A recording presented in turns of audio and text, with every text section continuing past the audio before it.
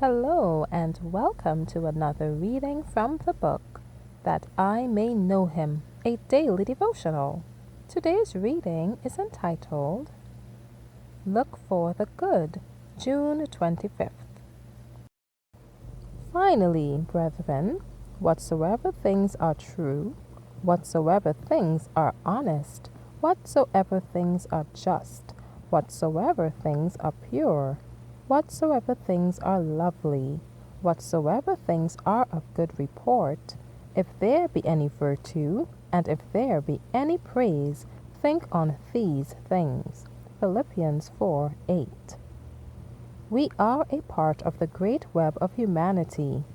We become changed into the image of that upon which we dwell. Then how important to open our hearts to the things that are true and lovely and of good report.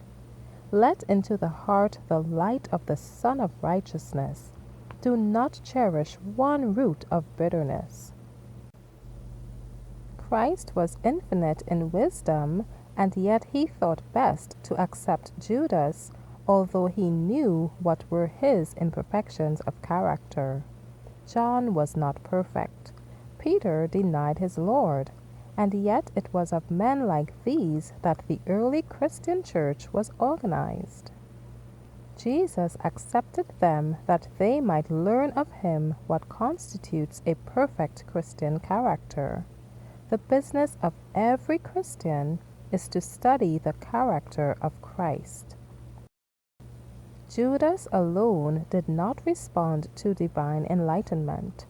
He braced his soul to resist the influence of the truth, and while he practiced criticizing and condemning others, he neglected his own soul and cherished and strengthened his natural evil traits of character until he became so hardened that he could sell his Lord for 30 pieces of silver.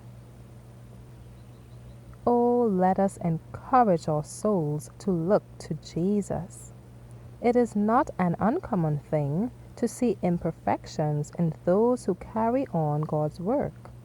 Would it not be more pleasing to God to take an impartial outlook and see how many souls are serving God and glorifying and honoring Him with their talents of means and intellect?